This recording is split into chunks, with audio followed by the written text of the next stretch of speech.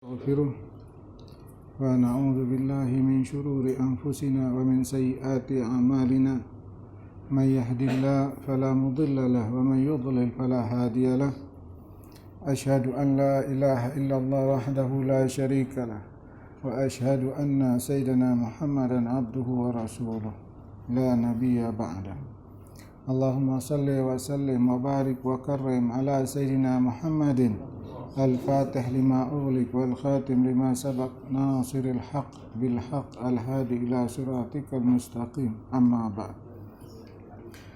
أيها الأخوان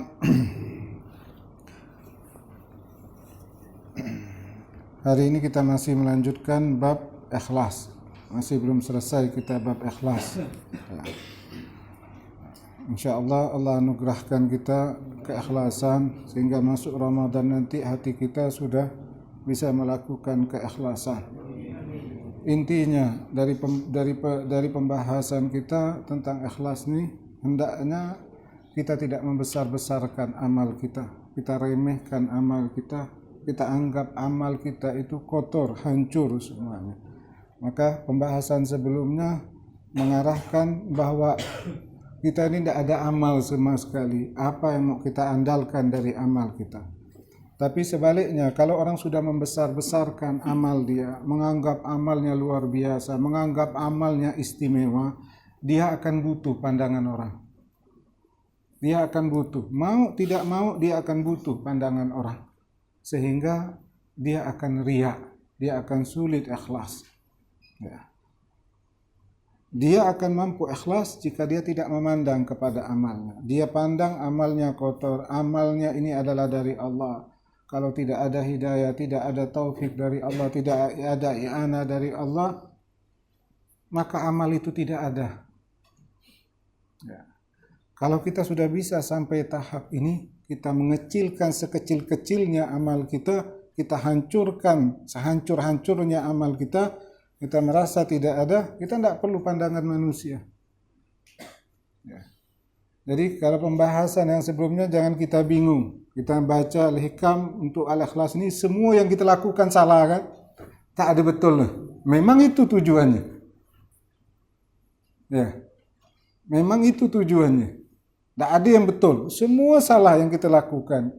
Setelah kita baca surat kita baca bab Ikhlas ini, kita lihat tak ada. Amal kita ada enggak? Tak ada. Hancur semua.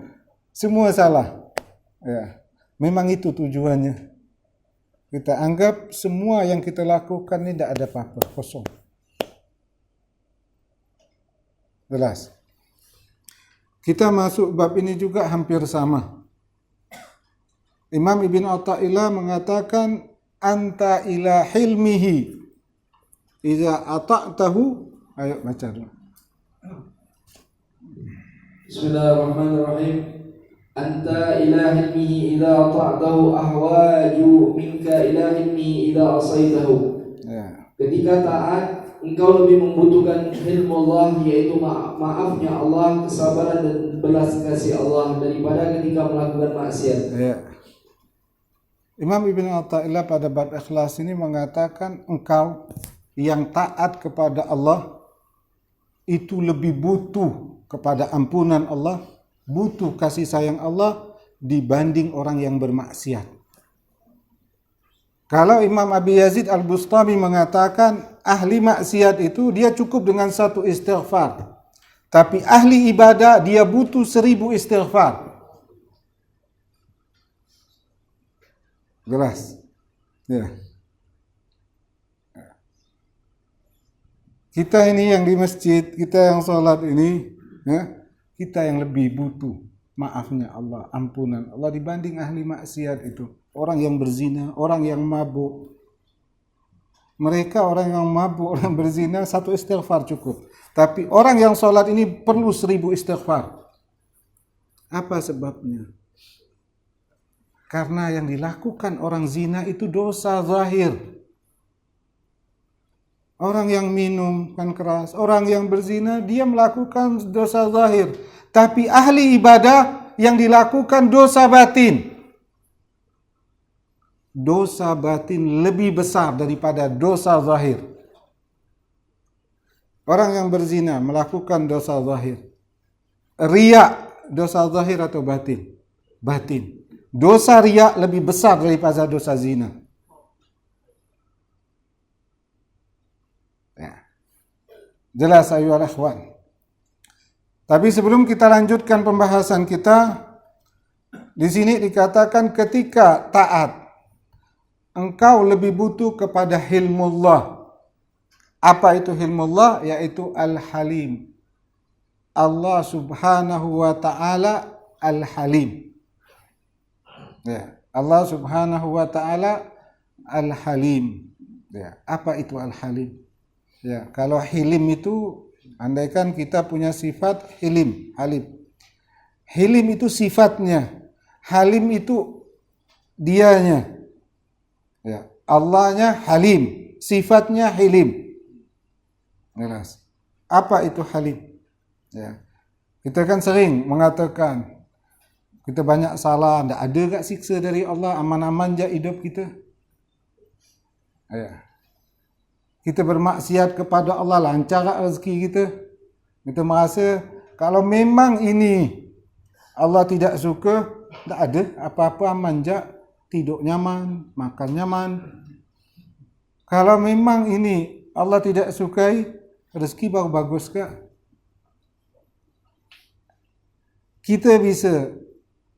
Kita bermaksiat kepada Allah, kita tetap diberi rezeki kepada Allah, Allah tetap memberikan rezeki kepada kita. Bahkan rezeki itu digunakan untuk maksiat kepada Allah, tetap Allah berikan rezeki tersebut. Ini adalah sifat halimnya Allah, Allah al-halim. Jelas ayuhal ikhwan, ini al-halim. Ya. Saya akan menjelaskan dulu tentang nama Allah. Nama Allah yaitu Al-Halim. Apa itu Al-Halim? Qala ba'duhum, berkata sebagian ulama yang menguraikan tentang makna Al-Halim. Apa itu Al-Halim? Al-Halim yaitu huwallazi la ya'jal bil uqbah wal intiqam. Al-Halim itu yaitu dia yang tidak bersegera menyiksa, menghukum hamba yang bermaksiat kepadanya. Wala yahbisu in'amahu an ibadihi li ajli dzunubihim. Dan dia tidak menahan akan pemberiannya kepada hamba karena dosa-dosa mereka. Ya. Bal yarzukul asi kama yarzukul muti. Bahkan dia memberikan rezeki kepada orang yang bermaksiat sama seperti orang yang taat. Orang yang taat diberi rezeki, orang yang maksiat pun tetap diberinya rezeki. Wa huwa zu safhin ma'al qudrati 'alal iqab. Dan Halim ini juga yang memaafkan padahal dia mampu untuk menyiksa. Dia memaafkan padahal dia mampu untuk menghukum. Ya. Wa huwa allazi yuhmilu ibadahul asin. Al-Halim juga maknanya yang memberikan waktu kepada hamba-hambanya yang bermaksiat. Dia maksiat, tidak datang juga hukum Allah. Ya. La'allahum yarji'un ila ta'ah, agar mereka kembali kepada taat. Ya, kita maksiat, azab tidak datang, memang Allah tidak menurunkannya. Agar kita kembali kepada Allah. Ya. Walau annahu ajjala li ibadihil jaza, jikalau Allah segera membalas. Ya, membalas seorang yang bermaksiat, manaja ahadan minal iqab, tidak akan ada seorang pun yang selamat di muka bumi ini. Nah, itu makna Al-Halim. Ya. Jadi makna Al-Halim itu yang pertama tidak segera menyiksa. Kemudian yang kedua tidak menahan nikmat karena dosa si hamba tersebut. Bahkan ia berikan rezeki kepada orang yang maksiat sebagaimana dia berikan rezeki kepada orang yang taat. Ya. Terus dia memaafkan padahal dia mampu menghukum. Ya. Kemudian dia memberikan waktu, tempo kepada orang-orang yang bermaksiat agar mereka kembali kepada taat. Ya. Saya akan uraikan satu persatu di sini. Jadi Al-Halim ini yang pertama, tidak segera menyiksa. Ya, bukan ketika orang minum khamar, dia mabuk, Allah turunkan siksa. Ya. Orang berzina tidak langsung disiksa oleh Allah. Ya kan? Orang yang berdusta tidak langsung disiksa oleh Allah. Jadi kita bisa hidup nyaman sampai sekarang, walaupun banyak dosa yang kita lakukan, tidak terputus dosa kita, tetap hidup kita aman aja. Karena Al-Halim, karena Allah Al-Halim. Nah, tidak segera menyiksa. Bahkan di dalam hadis disebutkan inna sahibas shimal,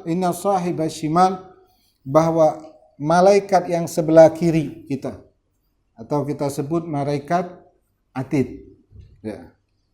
La yarfa'ul qalam, malaikat ini ketika seorang hamba bermaksiat, andaikan dia melakukan zina atau dia minum minuman keras, ya. Waktu dia melakukan itu, malaikat tidak langsung mencatatnya. Ya. Dia mengangkat pena tersebut selama berapa? 6 jam. 6 saat. Anil abdil muslim mukhti. Ya. Jadi saat kita melakukan satu dosa tidak tercatat langsung. 6 jam. Ya. Fa in nadima wastaghfara minha. Jikalau orang pendosa tersebut atau orang yang melakukan maksiat tersebut, ya, dia menyesal, dia beristighfar kepada Allah, alqaha, malaikat itu mencampakkan penanya, maksudnya tidak dicatat. Ya. Ketika kita melakukan dosa, kita langsung menyesal, lalu kita beristighfar kepada Allah, tidak tertulis dosa kita. Dikasih kesempatan 6 jam. Ya. Wa illa kutibat wahida. Kalau dia tidak bertaubat, dia tidak menyesal, dia tidak beristighfar, dia tidak bertaubat kepada Allah, maka ditulis salah satu kesalahan saja. Ya. Jadi kita tidak dihukum, tidak langsung disiksa, karena Allah mempunyai sifat yaitu Halim. Nah, ini makna yang pertama. Makna Halim ini kan panjang yang tadi saya jelaskan, karena kalau diartikan dengan bahasa Indonesia juga tidak pas. Kalau di bahasa kita, kalau kita sebut, kita buka Al-Halim itu yang maha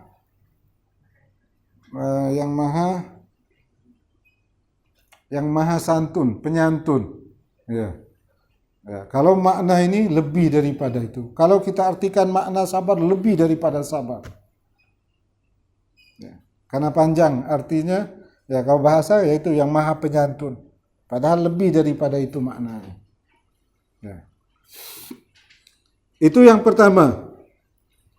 Yang kedua, Al-Halim itu tidak menahan rezeki kepada hamba yang bermaksiat karena dosa, tidak menahan nikmatnya kepada hambanya karena dosa si hamba itu.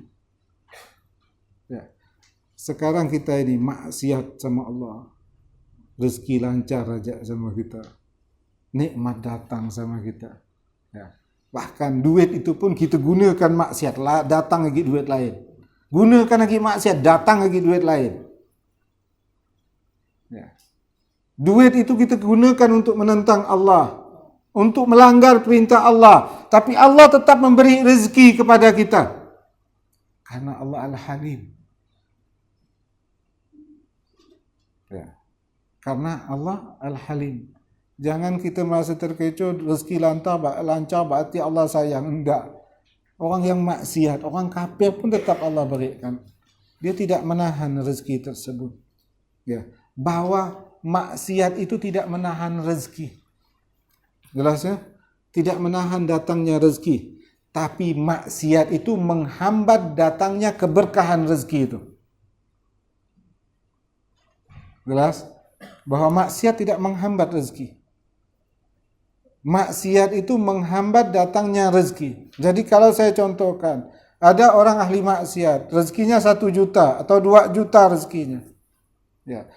Dia bermaksiat, 2 juta itu tetap datang kepada dia, tapi tidak disertai dengan keberkahan. Ada orang yang taat, rezekinya 2 juta, 2 juta itu datang sama dia, tapi disertai dengan keberkahan. Ya. Jadi jangan kita kaitkan, oh ini Pak, ini itulah karena istilahnya maksiat hancur rezekinya. Tidak seperti itu. Kalau Allah seperti itu, ini semua kita tidak dapat rezeki semua. Ya. Kalau Allah seperti itu, yang maksiat tidak diberi rezeki, kita semua tidak dapat rezeki semua. Hari-hari kita lebih banyak maksiat kepada Allah daripada taat. Ya. Jadi rezeki yang didapat oleh orang yang maksiat kepada Allah, kenikmatan yang didapat oleh orang yang bermaksiat kepada Allah, itu karena sifat Allah Al-Halim.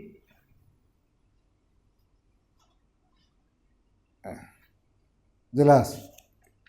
Ya.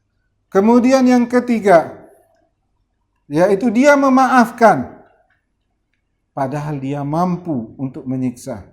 Ya, ada orang salah, sehari tak ada agak bertaubat, 2 hari tak ada bertaubat, 3 hari tak ada agak bertaubat dari dosa. Padahal Allah mampu menyiksa itu, tapi Allah tidak menyiksanya, bahkan Allah memaafkannya. Itu nama Allah Al-Halim. Ya. Kemudian Al-Halim juga dia memberikan tempo. Dia memberikan waktu kepada hamba-hambanya yang bermaksiat agar mereka kembali kepada Allah, taat, tunduk kepada Allah. Ya. Qala ta'ala, Allah subhanahu wa ta'ala berfirman, walau yu'akhidullah 'alan nas bizulmihim. Andaikan Allah menyiksa manusia, ya, karena kezaliman mereka, yaitu orang yang zalim langsung turun azab Allah. Ya. Orang yang berbuat salah langsung diazab oleh Allah. Ma taraka 'alaiha min dabbah. Niscaya tidak akan kita temui di muka bumi ini satu binatang pun yang melata, kosong isi dunia ini. Nah. Manusia selain para nabi, selain para rasul, mereka tidak terpelihara dari oleh dosa. Andaikan setiap dosa langsung dihukum, udah kosong muka bumi ini. Jelas? Jadi inti jangan tenang. Oh, buat dosa tak ada agak turun azab. Belum waktunya. Ya, Allah tidak mungkin nurunkan semua. Karena Allah mempunyai sifat Halim. Ya. Dikisahkan, diriwayatkan Nabi Ibrahim alaihissalam. Anna Ibrahim alaihissalam ra'a rajulan mustaghilan bima'siyah. Dari Nabi Ibrahim satu waktu dia melihat satu orang berbuat maksiat. Lalu faqala Allahumma ahlikhu. Kata Nabi Ibrahim, ya Allah, binasakan dia, matikan dia. Fahalaka, mati orang itu langsung. Ya. Summa ra'a thaniyan. Di lain waktu menengok lagi Nabi Ibrahim yang kedua, orang yang bermaksiat. Nabi Ibrahim berdoa, Allahumma ahlikhu. Ya Allah, binasakan mereka. Itu matikan dia. Fahalaka, mati orang tersebut. Wa thalithan, sampai 3 kali. Nengok lagi yang ketiga kali orang bermaksiat, ya Allah, hancurkan dia. Binasakan dia. Fahalaka. Mati orang tersebut. Fara'a rabi'an. Kemudian di lain waktu yang keempat kali Nabi Ibrahim melihat orang maksiat. Fahamma bid-du'a. Begitu melihat orang yang bermaksiat, Nabi Ibrahim hendak berdoa.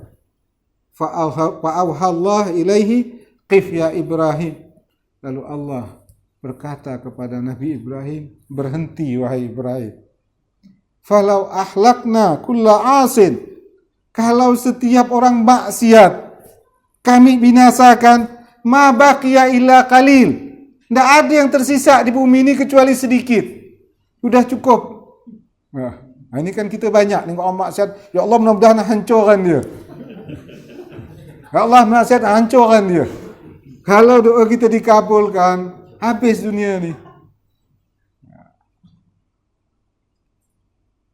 Jelas? Ya? Walakin katanya Allah, iza asa amhalna. Allah mengatakan bila hamba-Ku itu bermaksiat, aku beri tempo mereka. Fa in taba qabilna. Apabila mereka bertaubat, aku terima taubatnya. Ya. Fa in asarra. Jikalau mereka tidak taubat, terus-menerus berbuat dosa, li ilmina akharna lil iqab anhu, tetap kami tunda menghukumnya. Ya. Li ilmina katanya Allah bi annahu la yakhrud an mulkina, karena kami tahu dia tidak bisa keluar dari kerajaan kami. Ya. Jadi ada orang yang maksiat dibiarkan, maksiat lagi dibiarkan Allah, karena Allah tahu mau ke mana dia lari. Mau ke mana larinya? Tak akan keluar dari kekuasaan Allah. Ya kan, kalau kita di sini orang-orang mau dia bisa keluar negeri menyelamatkan diri. Ini pendosa mau lari ke mana? Dia tetap dalam pengawasan Allah, dalam kerajaan Allah. Dia pasti dihukum oleh Allah. Mas. Setelah kita memahami nama Allah Al-Halim, hendaknya kita percaya dan beriman kepada nama ini. Al-Mu'min, dan orang yang sudah beriman dan percaya dengan nama Allah Al-Halim, ya, hendaknya an yattasifa bil hilim, hendaknya dia bersifat dengan sifat hilim itu. Ya, dia bersifat dengan sifat hilim itu seperti yang disabdakan Nabi SAW, tahallaku bi akhlaqillah, berakhlaklah kalian dengan akhlaknya Allah. Ya.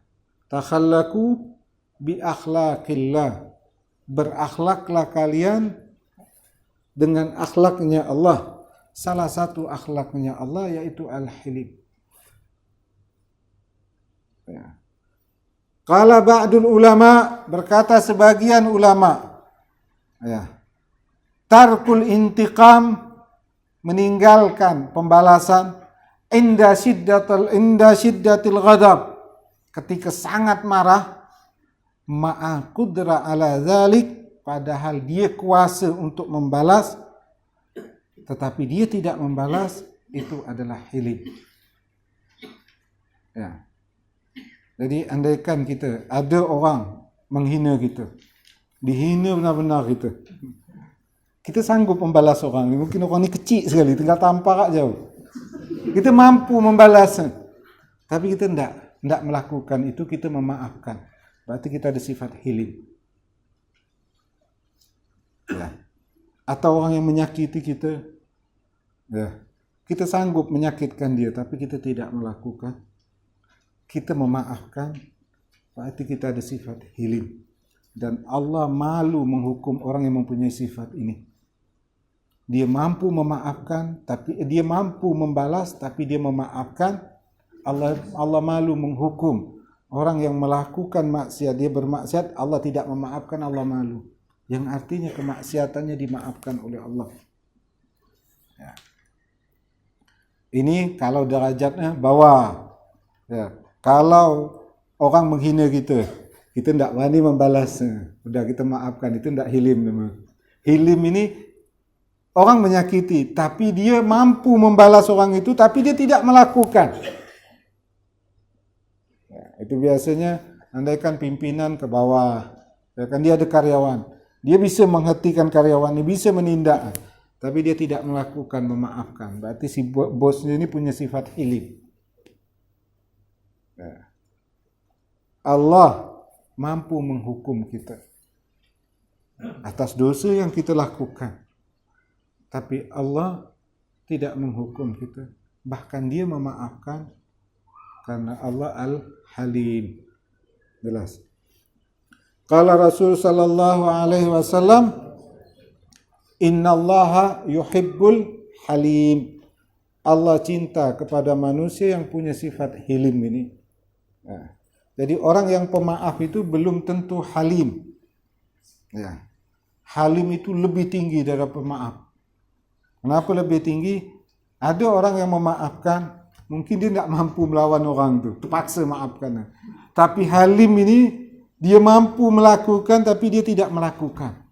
Jadi halim ini lebih tinggi dari pemaaf. Dia mampu melakukan. Untuk membalas orang ini dia mampu. Dia bisa, dia punya kekuatan untuk membalasnya. Tapi dia tidak melakukannya. Dari halim ini pemaaf lebih tinggi dari pemaaf ini.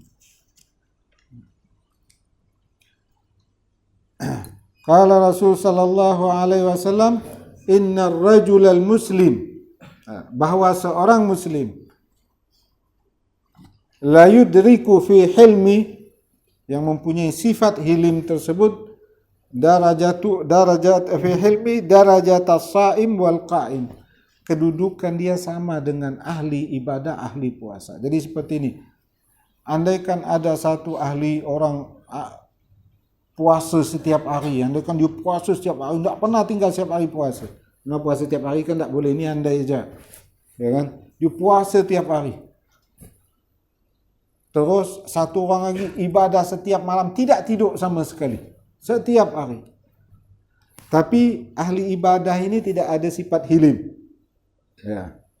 Mudah tersinggung, mudah merajuk. Ya kan? Tak boleh salah ngomong, mulai tersinggung. Ya. Ahli ibadah ini tidak punya sifat hilim. Lalu ada satu orang. Orang ini tidak ibadah sunnah, tidak ada apa-apa, biasa saja. Fardu yang dilakukan, puasa tak ada, puasa sunnah tak ada, tahajud tak ada. Tapi dia punya sifat hilim. Ya, dia punya sifat hilim. Derajat orang ini sama ahli ibadah sama sederajat. Nah, karena ada sifat hilimnya dia, derajatnya tinggi sekali, disamakan dengan ahli ibadah. Ya, ada orang bersalah dia maafkan, ada orang melakukan apa dia maafkan, orang menghina dia maafkan. Orang ini mempunyai sifat hilim, derajatnya sama ahli ibadah, orang yang beribadah setiap hari full, setiap hari ibadah, orang yang solat setiap malam, derajatnya sama. Hamin du'aihi sallallahu alaihi wasallam, ya, di antara doa Nabi sallallahu alaihi wasallam yaitu Allahumma aghnini bil ilmi, ya Allah kayakan aku dengan ilmu, wa zayyinni bil hilmi, ya, perhiasi aku dengan sifat hilim, wa akrimni bit taqwa, muliakan aku dengan takwa, wa jammilni bil afiyah, dan elokkan aku dengan afiyah. Artinya apa? Sifat hilim ini mesti diusahakan. Di antara salah satu yang cara kita mengusahakan sifat hilim ini yaitu dengan memohon kepada Allah. Sifat hilim ini bukan sifat bawaan kita.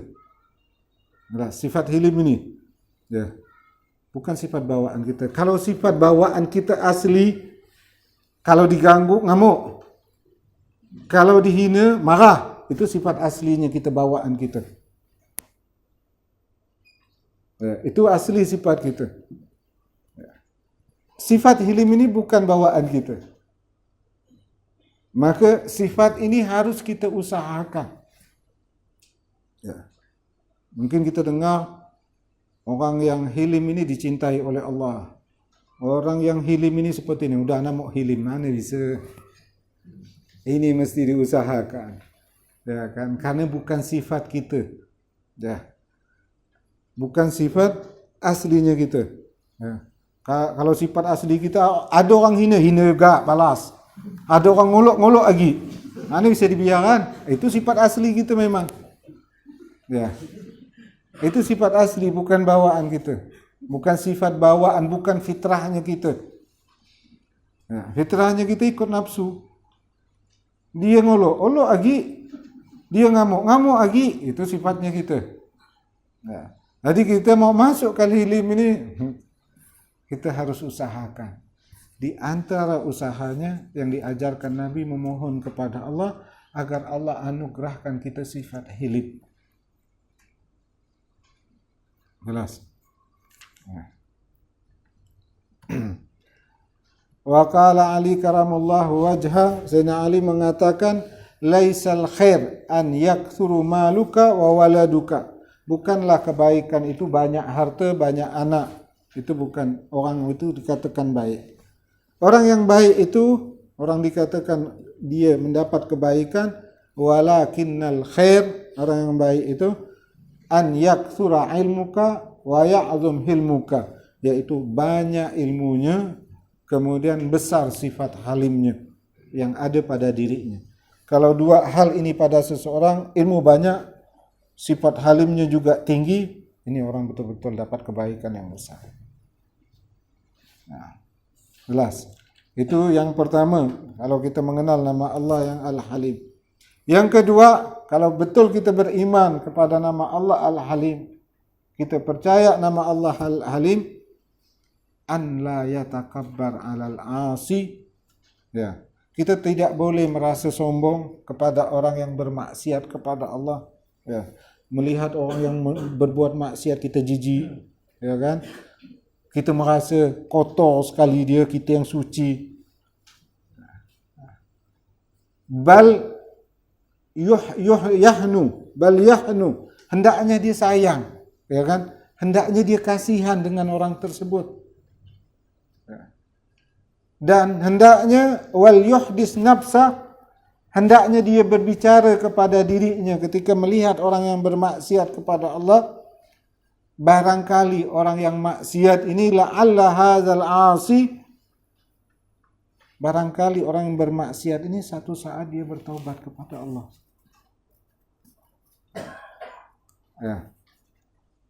Mungkin satu saat dia mendekatkan dirinya kepada Allah lebih dekat daripada kita. Ya, mungkin hari ini kita tengok dia melakukan hal-hal maksiat, kita belajar. Mungkin nanti ke depan dia yang belajar, kita tak belajar. Hari ini kita tengok dia maksiat, kita solat 5 waktu terjaga. Mungkin belakangnya dia duduk di masjid, kita di luar. Mungkin. Ya. Terus, faham? Yaitu taubatan nasuha. Oleh karena itu, kita melihat orang yang bermaksiat itu jangan membesarkan diri kita. Ya. Jangan merasa jijik, jangan merasa enggan kepada mereka. Kalau kita mampu melakukan ini, berarti kita sifat hilim. Yaitu Allah melihat kita banyak maksiat, tapi Allah tetap belas kasih sama kita. Dosa terus kita lakukan, rezeki tetap dapat, karena Allah memandang dengan pandangan kasih sayang kepada kita. Ini sifat halimnya Allah. Jadi orang yang bermaksiat itu bukan untuk dihinakan, untuk dikucilkan. Tapi orang yang bermaksiat itu perlu dikasihani, perlu dibimbing, perlu didoakan. Kalau kita tengok orang bermaksiat, kita kasihan, kita doakan dia. Jangan cebik, doakan dia. Kalau kita melihat setiap orang maksiat, kita kesian melihat dia, lalu kita doakan dia, berarti kita ada sifat halim. Ya, sifat hilim. Ya. Jelas, itu makna nama Allah Subhanahu wa taala Al-Halim. Nah, di sini juga disebutkan di antara khasiatnya. Ini mungkin lebih suka khasiatnya. Orang yang membaca ya Halim, ya Halim, ya Halim. Dikatakan qala ba'dul hukama, berkata sebagian ahli hikmah, man kana ghadiban. Ya. Kalau kita marah dalam kondisi marah, sangat marah sekali. Wa dzakara thamanan wa thamanina marrah. Kita baca Halim 88 kali, zahaba ghadab. Hilang dengan sendirinya kemarahan itu. Kita baca ya Halim, ya Halim, ya Halim, ya Halim 88 kali. Kemarahan itu akan hilang dengan sendirinya. Ya. Sambil kita meresapi makna nama Allah tadi Al-Halim. Ya. Kemudian yang kedua, kalau ada orang pemarah, kalau ada orang pemarah, kita bacakan di depan dia telinga kiri, ya Halim, ya Halim. Tak tahu jumlah, berapa jumlah terserah. Marah, ya Halim, ya Halim. Macam andaikan anak kita emosinya tinggi, waktu tidur dia dibaca, ya Halim, ya Halim, ya Halim. Ya. Atau bini kita suka marah, baca tidur dia. Ya. Ya Halim, ya Halim, ya Halim. Ya. Tinggal pas waktu tidur. Ya. Ataupun laki-laki suka marah, telinga dia pas dia tidur baca ya Halim, ya Halim. Nanti kemarahannya akan hilang. Dia akan menjadi orang yang Halim. Jelas saya dah. Dah masuk azan ni. Ayo, kita masuk pembahasan kita. Jadi sudah itu makna Al-Halim. Semoga Allah nanti berikan kita sifat Halim, ya kan? Ya, dengan kita mampu mengikuti, Allah tanamkan di dalam hati kita sifat Halim. Amin ya rabbal alamin. Sekarang kita masuk ke dalam hikamnya. Sudah azan. Kemuliaan seorang hamba dan ketinggian martabatnya hanya diperoleh ketika hamba itu bersandar kepada Allah, menghadap kepadanya, merasa tentram dengannya. Ya. Al-muti di sini dikatakan orang yang taat kepada Allah. Ahwaju itu lebih perlu, lebih berhajat kepada Allah, kepada hilmillah wa afwihi dan maafnya Allah, minal asi, daripada orang yang bermaksiat. Ya. Karena dosa dalam ketaatan itu dosa hati. Jelasnya, dosa hati lebih berat daripada dosa zahir. Nah, jadi kalau kita sudah memahami bahawa dosa hati ini lebih besar daripada dosa zahir, maka kita yang salat, kita yang puasa, kita yang berzikir, kita lebih butuh maafnya Allah dibandingkan orang yang melakukan dosa-dosa zahir. Jelas. Li'annal muti, ya, karena orang yang taat kepada Allah, orang yang salat, orang yang berzikir, orang yang berzikir, orang yang menuntut ilmu, orang yang bersedekah, orang yang haji, orang yang umrah, kad ya'ridu lahu inda ta'atihi, ketika dia taat itu terkadang datang dosa-dosa besar sama dia. Dosa-dosa besar. Inti riak bukan dosa kecil, itu kabair. Sombong itu dosa, bukan dosa kecil, dosa besar. Ya. Mungkin kita tengok satu orang dia mati dalam keadaan zina, wah satu kampung ribut, ini neraka. Ya. Bagaimana orang yang mati dalam keadaan hatinya riak? Dia mati dalam keadaan hatinya sombong. Ini lebih buruk daripada orang mati dalam keadaan zina. Karena dosa hati lebih besar daripada dosa zahir.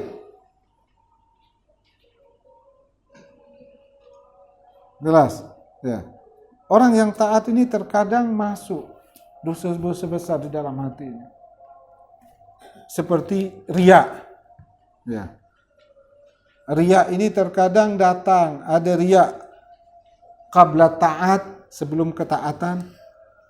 Ada riak ba'da halat ta'ah, di saat ketaatan.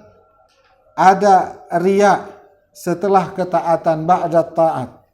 Macam riak ni, satu jak penyakit ni ya. Ya. Ada riak yang dinamakan qabla taat. Dia riak, memang ibadahnya untuk mengharapkan pujian orang, untuk mengharapkan penghargaan orang sebelum ibadah, dia udah niat dah biar orang tengok sama dia. Ini nama riak sebelum melakukan ibadah. Jadi tujuan ibadahnya agar dipuji, disenangi orang, dihargai orang, itu riak. Itu sebelum ibadah. Ada riak yaitu halal ibadah di saat beribadah. Contohnya macam gini. Dia solat. Dia di awal solat ini ikhlas karena Allah. Dimasuk dalam rumah, di dalam rumah sendiri solat. Dan tujuannya awal bagus. Ya. Gitu tengah solat datang orang. Datang orang. Itu datang orang mulai berubah. Kita mau tahu taat atau riak atau endaknya seseorang dalam ibadah. Kita mau tahu diri kita riak atau endak. Ada perbezaan saat kita sendiri, gitu orang datang beda. Waktu dalam keadaan sendiri dia baca Fatihah Bismillahirrahmanirrahim Alhamdulillah dengan cepat-cepatnya. Gitu dengar suara langkah orang, udah ghairil maghdubi alaihim, dipelankan suara, udah berubah. Ini riak di saat dalam keadaan ketaatan. Ya, berubah udah. Yang takbir, yang solatnya cepat gitu, ada orang udah mulai dah dipelankan solatnya. Ada perubahan ibadah saat orang melihat dia. Itu riak saat beribadah. Ya. Kemudian ada riak setelah beribadah. Ya. Orang maksiat dia ibadah sudah lama. Mungkin ada 2 tahun, 3 tahun ibadah ini. Dia memang karena Allah. Sebelum melakukan ini karena Allah. Di saat melakukan pun karena Allah. Begitu 2 tahun dah berjalan, mulai diceritakan orang, biar orang hormat sama dia, biar orang muji dia kumat. Ini satu penyakit. Yang artinya yang lebih butuh kepada Allah, orang yang maksiat atau orang yang beribadah. Kita yang lebih butuh sama Allah. Maka Imam Yazid Bustami mengatakan, orang yang maksiat itu, ahli maksiat itu, dia hanya perlu satu istighfar. Tak ada istilahnya orang maksiat, dia pengen ditengok, dia riak. Ada ke orang maksiat riak? Mana ada. Betapuk ya.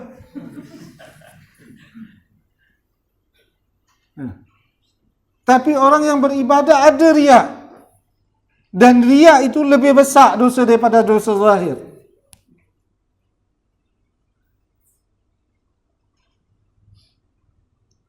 Jelas ya ikhwan. Ya.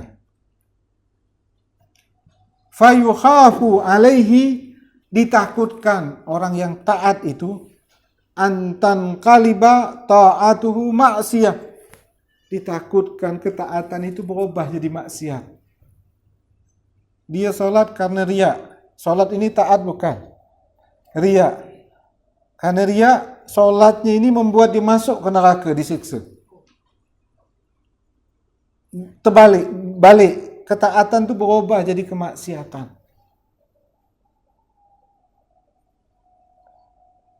Jelas. Orang yang riak disiksa atau enggak? Dosa besar atau enggak? Jadi solatnya itu ketaatan berubah jadi kemaksiatan. Ya. Wala yash'ur bidzalik. Yang lebih celakanya dia tidak merasakan hal itu. Dianggap dirinya Masya Allah saleh, sembahyang, tahajud, ibadah. Dia menganggap manusia paling baik, dia tidak sadar. Kalau orang yang melakukan dosa zahir berzina, dia merasa diri kotor, merasa diri hina. Orang yang taat ni kadang tidak sadar dengan apa yang terjadi. Dia merasa sudah bagus gak diri, semuanya bagus gak. Bahkan dia menganggap dirinya seorang soleh. Padahal dia tidak sadar. Yang butuh kepada ilmullah ini yang mana? Yang taat. Kalau orang ahli maksiat tahu dia maksiat. Ada ke orang berzina tak tahu dia melakukan dosa? Tahu dia. Orang minum tahu kan melakukan dosa? Tahu dia. Tapi ahli ibadah ni dia tak tahu, kadang dia riak, kadang dia sombong. Dia tak tahu dan dia menganggap dirinya salihin. Orang ahli ibadah, orang ini tidak sadar. Maka orang yang taat dia lebih butuh kepada maafnya Allah, kepada ampunan Allah, kepada belas kasihan Allah. Maka Imam Abi Hasan Asyadzili mengatakan, barang siapa yang tidak peduli dengan ilmu-ilmu ini, yaitu ilmu dengan kebersihan hati, agar tidak sombong, agar tidak riak, mata musirran alal kabair, ditakutkan dia ini mati dalam keadaan dia pelaku dosa besar dan dia tidak mengetahuinya.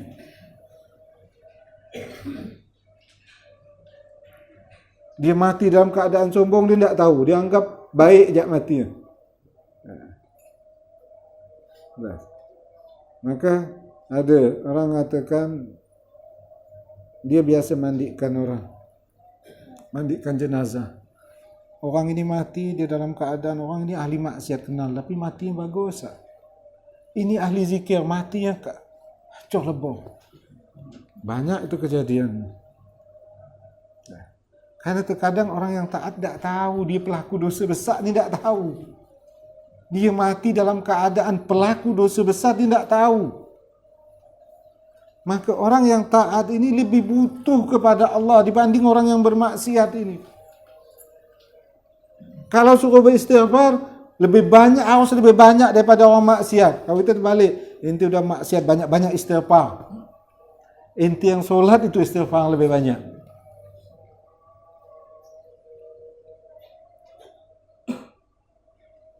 Jelas ya kawan. InsyaAllah kita lanjutkan lagi minggu depan ya. Jangan nanti dibawa kertasnya. Kertasnya dibawa. Semoga Allah memaafkan segala dosa kita dan Allah menerima segala ibadah kita. Amin ya rabbal alamin. Ya Rabbana a'tarafna bi annana a'tarafna wa annana ashrafna ala lafza ashrafna fatub alayna tawbah taghfir li kulli hawbah